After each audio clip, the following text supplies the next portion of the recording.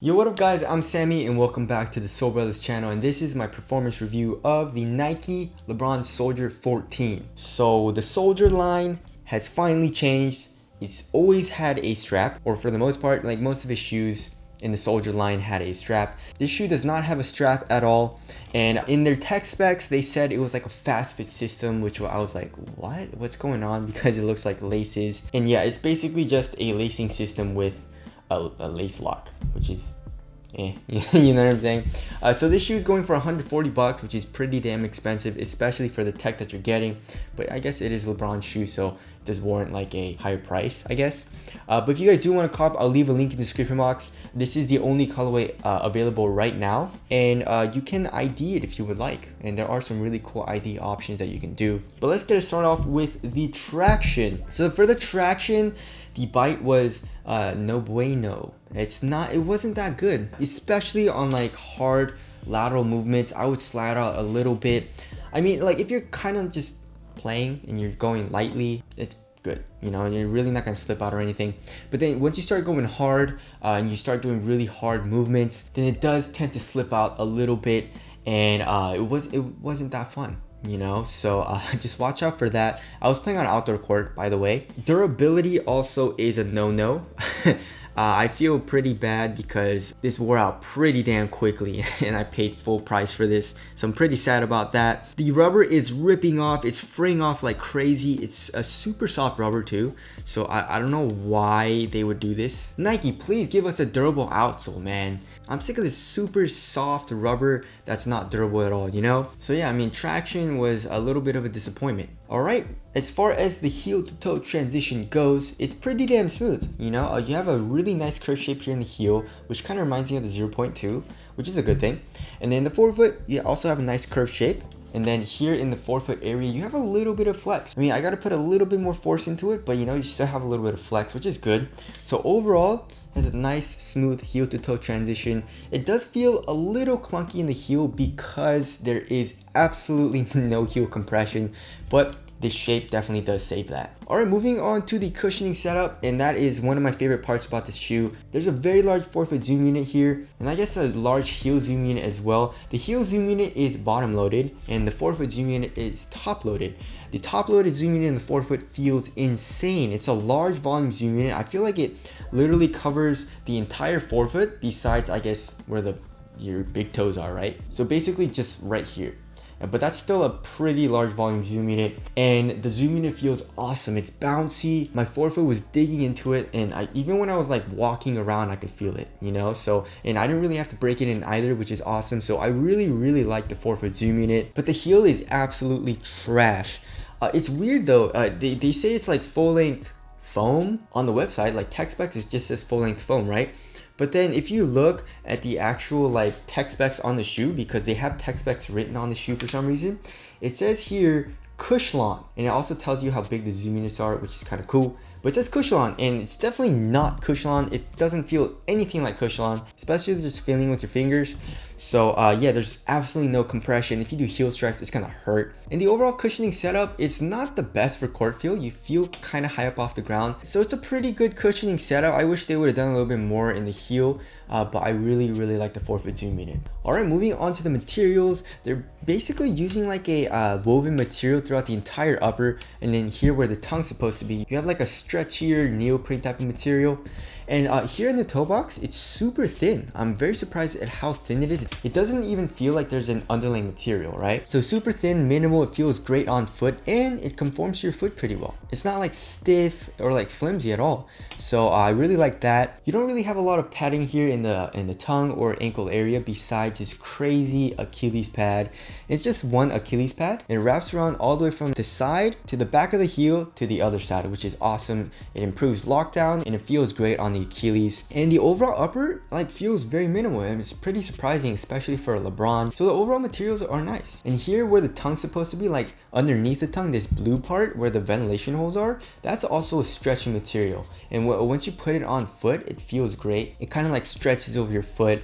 So I really like how that feels as well. So the materials on the LeBron Soldier 14 are nice. As far as the fit goes, I went true to size and it fits me pretty damn well. It's pretty surprising, especially since it's a LeBron, but the Soldiers kind of run a little bit narrower and a little bit more snug than his like signature shoe line. And lengthwise, I was good true to size, and it's super snug here in the toe box area. Like I can't even curl my toes up, that's how snug it is.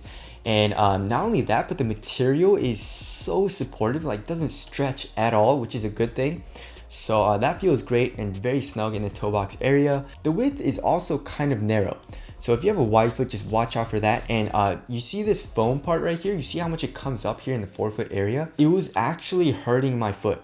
Not on the left pair, but on the right pair actually. I was playing and I was doing like lateral movements, like step backs and stuff, and like my pinky toe, and I guess not really my pinky toe, but I guess a little bit further than that, just like right here would hurt. Just because it was so narrow. And of course it did break in, like it took like 2-3 days to break that in. But yeah, I mean, if you have a wide foot or you like to have a roomier fit, just watch out for that. But for the most part, it was a great fit for me. And it's not the easiest shoe to put on. I mean, especially at first, because it is a one booty upper. You know, it doesn't really stretch out that much either. Even though I said it's like a stretchy, like neoprene material, it doesn't stretch out like that much. Once you break it in, it gets a little bit easier, but it's still kind of hard. And then as far as support and lockdown goes, it was awesome. I mean, it's a Lebron, and Lebron needs a lot of support. I mean, he doesn't really do a lot of movements, so he doesn't do a lot of crosses. I guess he does some step backs and stuff, but for the most part, he's just like straight to the rack, just like Westbrook. But still, obviously, if you're a basketball player, you're gonna do lateral movements, and this shoe has no problems at all for lateral containment. Like, look at that. You see this plastic piece in the foam here on the lateral side? You see how much it comes up? That's crazy. So lateral containment was good. Lateral stability was also really good. You see how much it protrudes out right here? So you have a nice low wide base. And ankle support, you don't really get a lot. The material just like kind of goes over your ankle bone. You still have a good amount of ankle mobility, but it just feels a little annoying because you have something over your ankle. Like I always say, I wish they were just gone with the low, or give you a good amount of ankle support, but it is what it is. All right, moving on to the ventilation. Ventilation is actually pretty good, right? So this woven material allows for a little bit of airflow. Like if you blow through it, you can feel the airflow, and you have a crazy amount of ventilation holes like here in the tongue. But yeah, I was pretty surprised. Ventilation was pretty damn good. All right, moving on to the weight. It's 12.28 ounces for the left pair, and then the right pair is probably like same, 12.35. So it's a little bit lighter than average, which is very interesting. And I believe they achieved that with, I guess, the midsole. The midsole, they're saying they're using Cushion, which I don't think they're using Cushion, but I don't know, whatever compound Nike uses for their midsoles, it's super light. So I feel like that helped with making the shoe lighter, as well as like the upper really is super thin, and there's not a lot of padding at all in this shoe. So yeah, I mean, this shoe feels pretty damn minimal. It feels a little like chunky here in the heel area, especially here on the lateral side. It's not a huge deal, it just feels a little bottom heavy as well because of how minimal the upper is. But yeah, they did a good job of making the Soldier pretty damn light. All right, moving on to the aesthetics, I like it. Like I said in the first impressions, I wish they would put a bigger swoosh. I'm not a huge fan of the smaller swoosh here in the ankle area.